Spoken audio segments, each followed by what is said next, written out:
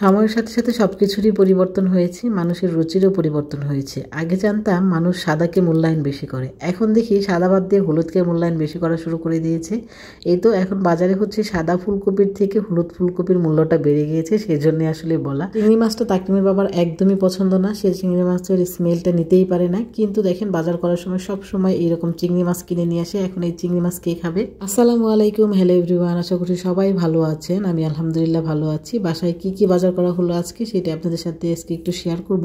অনেকদিন যাবত এই টাইপের কোনো ভিডিও আপনাদের সাথে শেয়ার করি না। এর আগে অনেকবার এরকম ভিডিও শেয়ার করেছি এবং আপনারা সেটা পছন্দও করেছেন। এবার বাড়ি থেকে আসার পর খুব বেশি একটা বাজার করতে দেয়নি তাকরিমের বাবাকে, কারণ ফ্রিজে অনেক কিছুই ছিল। আর ফ্রিজে কিন্তু মাছ মাংস অনেকদিন থাকলে সেটা ভালো লাগে না। মাছ তো ফ্রিজে বেশি দিন রেখে খাওয়াই যায় না, মাংসটাও কিছুটা খাওয়া যায়।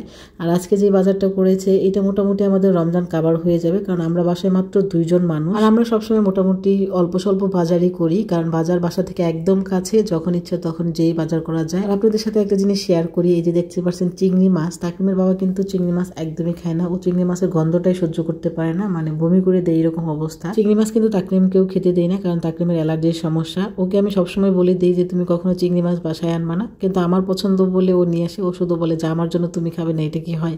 কিন্তু আপনারাই বলেন, বাসায় 2 জন মানুষ, একজনের জন্য আলাদা একটা তরকারি হবে, আরেকজনের জন্য আরেকটা হবে, এটা কি কখনো ভালো লাগে?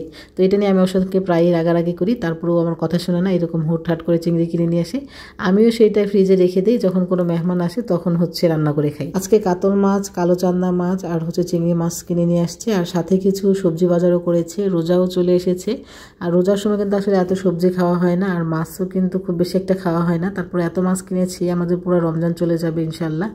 আর এখানে দেখলাম ও হচ্ছে আজকে হলুদ ফুলকপি নিয়ে আসছে। ইদানিং বাজারে বেশ হলুদ ফুলকপি দেখা যাচ্ছে, সাদা ফুলকপি থেকে হলুদ ফুলকপির দাম কিন্তু একটু বেশি। আর আমি তাকরিমের বাবাকে বলছিলাম যে সময়ের সাথে সাথে সবকিছুরই পরিবর্তন হয়েছে। এখন মানুষ সাদার মূল্যটা কম দিচ্ছে, হলুদের মূল্যটা বেশি দিচ্ছে। আগে সবসময় জানতাম সাদার মূল্য সব জায়গায় নাকি অনেক বেশি।